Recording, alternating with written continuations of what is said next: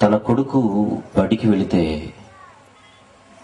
వెళ్ళిన బిడ్డ తిరిగి రావాలని కోరుకుంటుంది.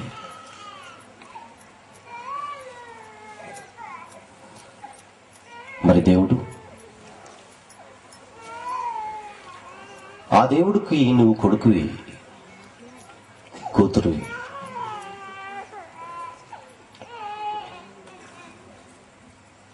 ఆయన దగ్గర నుంచి నువ్వు వచ్చావు. నువ్వు తిరిగి రావాలని ఆయనకు కోరిక ఉండదా? ఆలోచించు.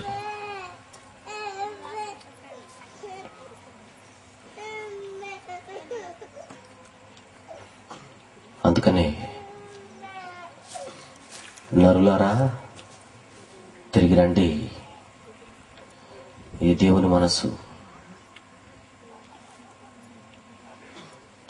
నేను రాను అని నువ్వంటే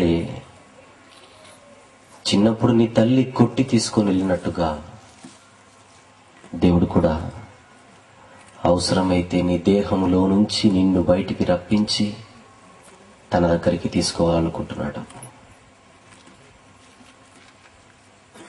అందుకే వాక్యపఠనంలో దేవుని గూర్చిన జ్ఞానము చాలా మందికి లేదు అని చదివారు.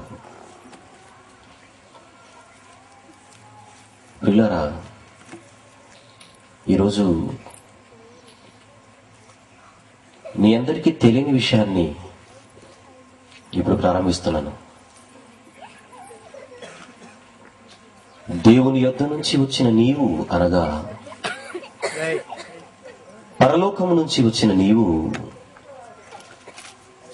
వచ్చిన రీతిగా తిరిగి పరలోకానికి నువ్వు వెళ్ళాలి. కానీ వెళ్లే ముందు నీవు ఒకటి తెలుసుకోవాలి. అది ఇప్పుడు చెబుతాను. మళ్ళీ పరలోకము నుండి భూలోకానికి వచ్చారు మీరంతా. ఇక్కడ కూర్చున్న ప్రతి ఒక్కరు, పిల్లలు, యవనస్తులు, నడి వయసున్నవారు, వృద్ధులు, మీరందరూ కూడా పరలోకం నుండి లోకానికి వచ్చారు నాతో సహా. వచ్చిన మీరు తిరిగి ఏ లోకం నుంచి వచ్చారో ఆ లోకానికి వెళ్ళాలి. హైదరాబాద్ నుంచి నేను వచ్చాను ఇక్కడికి. ఎక్కడి నుండి వచ్చానో నాకు గుర్తుంటే తిరిగి నేను అక్కడికి వెళ్ళుటకు వీలుంటుంది. వచ్చిన నేను ఏ ఊరు నుంచి వచ్చానో మర్చిపోయాను అనుకోండి, నన్ను మనిషి అని మీరు పిలవకూడదు, పిచ్చివాడు అని పిలవాలి. రైల్వే స్టేషన్లలో, బస్ స్టాండ్లలో చాలా మంది ఉంటారు. రైలు ఎక్కుతారు, వేరే స్టేషన్లో దిగుతారు, మళ్ళీ ఇంకొక రైలు ఎక్కుతారు, మళ్ళీ ఇక్కడికి వచ్చేస్తారు. అలాగే బస్ స్టాండ్లో ఉంటారు. బస్ ఎక్కుతాడు, వేరే ఊర్లో దిగుతాడు. కండక్టర్ టికెట్ కూడా అడగడు. అడిగినా ఫలితం ఉండదు. ఏ ఊరు నీదంటే నిన్నే చూస్తూనే ఉంటాడు. ఇలాగనే ఊరు మర్చిపోయాడు, వాడిని పిచ్చివాడు అనాలి. మనందరం కూడా వేరే ఊరు నుంచి వచ్చాం, తెలుసా మీకు? అది మన సొంతూరు, అది పరలోకం. అక్కడ నుండి ఇక్కడికి వచ్చామని నీకు గుర్తుండాలి. గుర్తుంటే తిరిగి వెళతావు. గుర్తుందా? మర్చిపోయారా? ఒకవేళ మరిచిపోయిన పరిస్థితిలో మీరుంటే ఇప్పుడు మిమ్మల్ని ఏమనాలి చెప్పండి? ఊరిని మరిచిపోయిన వాడిని మనందరం కలిసి పిచ్చివాడన్నాం ఇందాక. మరి నీ సొంత ఊరిని మర్చిపోయి ఇదే నా సొంత ఊరని బ్రతుకుతున్న నిన్ను ఏమనాలి? అందుకే నీకు గుర్తుండాలి. బైబిల్లో ఒక మంచి మాట చూడండి. హెబ్రీయులకు రాసిన పత్రిక 11వ అధ్యాయము. హెబ్రీయులకు రాసిన పత్రిక 11:15 వచనం.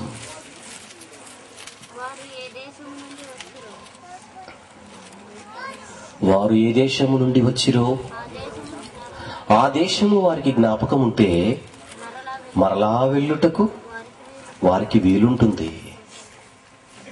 చెప్పేశాడు దేవుడు, చెప్పేశాడు. అది నీ జ్ఞాపకాల్లోనికి తెచ్చిన దేవుడు ఇంకొక మాట కూడా చెబుతాడు ఈరోజు. ఆ మాటలు వినుటకి ఈరోజు మీరు కూర్చున్నారు. అది చెబుతాను ఇప్పుడు. భూమి మీదకి వచ్చిన నీవు తిరిగి పరలోకానికి వెళ్ళిపోవాలి. అది నీ సొంత దేశం. భూమి మీదకి వచ్చిన నీవు తిరిగి పరలోకానికి వెళ్ళాలి. అది నీ సొంత దేశం. అది నీ సొంత స్థలం. కానీ అక్కడికి నిన్ను వెళ్ళనివ్వకుండా నిన్ను అడ్డగించేవాడు ఒకడున్నాడు. నీ సొంత ఊరికి వెళ్లకుండా నిన్ను అడ్డగించేవాడు ఒకడున్నాడు.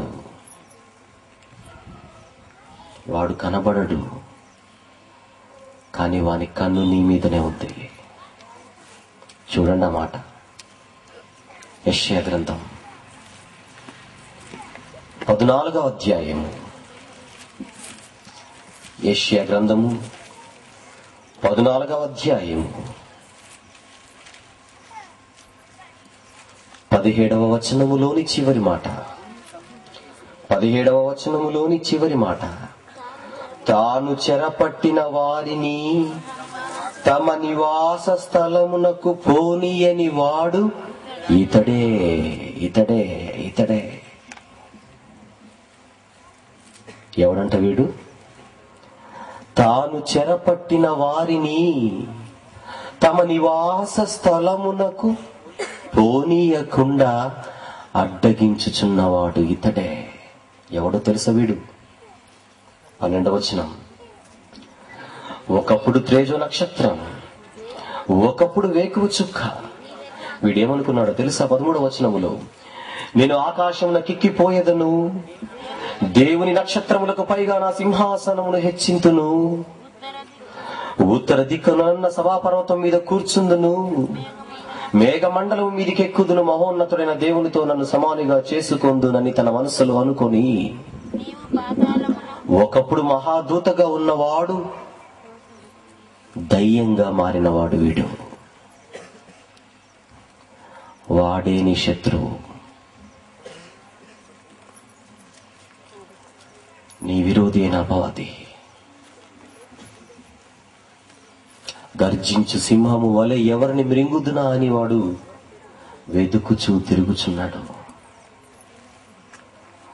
వాడి హిట్ లిస్ట్ లో నువ్వు ఉన్నావు.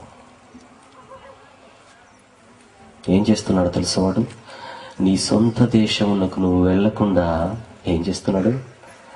నిన్ను చెరపట్టాడు. నీ సొంత దేశమునకు నువ్వు వెళ్లకుండా నిన్ను చెరపట్టిన వీడు ఎక్కడికి తీసుకొని పోవాలనుకుంటున్నాడు తెలుసా? నువ్వు మరణించగానే వాడి కొరకు కేటాయించబడిన ఒక స్థలం ఒకటి ఉంది. బాగా వినాలి మీరు.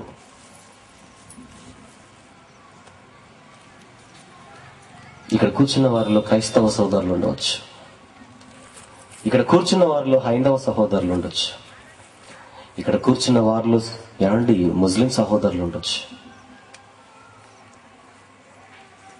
ఏ ఒక్కరితోనూ నేను మాట్లాడట్లేదు ఈరోజు. మీ అందరి తమ్ముడిగా, మీలో కొంతమందికి అన్నగా, మీ సోదరుడిగా, మీ అందరిని ప్రేమించి మనసులో నుంచి కొన్ని విషయాలు మీ ముందు పెడుతున్నాను. జాగ్రత్తగా వినాలి. నిన్న చెప్పినట్టుగా మరణం అందరి బంధువు, అందరికి వస్తుంది. మీరు ఇష్టపడినా వస్తుంది, వద్దన్నా వస్తుంది. మీరు కోరుకున్నా వస్తుంది, కోరుకోకున్నా వస్తుంది. నిన్ను వదలదు. కానీ అది ముగింపు కాదు. అది ముగింపు కాదు. నీ రెండవ మజిలీకి ప్రారంభం అది. ఇక్కడి నుంచి వెళ్ళిపోతావు. నీవు ఇక్కడి నుంచి వెళ్ళిపోతావు. ఇంతవరకు మీరు విన్నట్టుగా మీరు వెళ్ళిపోగానే మీరు ఇంతవరకు ధరించిన కట్టే దేహం నీ ఇంటి ముందు అలా పడి ఉంటుంది. మీ ఇంట్లో ఉన్న వారందరూ దాన్ని చూస్తూ నిన్నటి వరకు ఆవిడ ఉంది, వెళ్ళిపోయింది అని చెబుతారు. వెళ్ళిపోయిందంటే ఎక్కడికి వెళ్ళిపోయింది? తిరిగి రాని లోకానికి వెళ్ళిపోయింది. రాదు. మరి ప్రశ్న, వెళ్ళవలసిన చోటుకే వెళ్ళిందా, వెళ్ళరాని చోటుకి వెళ్ళిందా? అది ప్రశ్న. నీవు వెళ్ళవలసిన చోటు పరలోకం.